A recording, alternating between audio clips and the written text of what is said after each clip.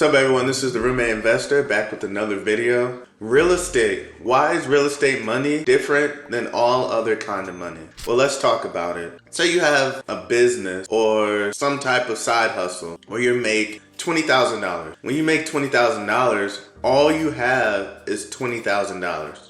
You don't have appreciation. You're not able to leverage that. You still have to pay taxes on that. You just have $20,000, really nothing to show for it. The reason why real estate is so powerful is because of all the benefits that come along with real estate. If I have $20,000, I can use that for a down payment to leverage a $100,000 property. So now I have access to $100,000 and this property is going to appreciate over time. Many of my properties have doubled within the last 5 years with a simple investment of $5,000, $6,000, $7,000. I've been able to pull over $50,000 out of my properties multiple times in order to buy a new home. With any other business, you can't really do this. You may be able to flip a car or flip little things here and there for small profits, but that appreciation, there's nothing like it. Also, you're able to save money off of your taxes through rental income, through tax benefits. There's so many options that you can do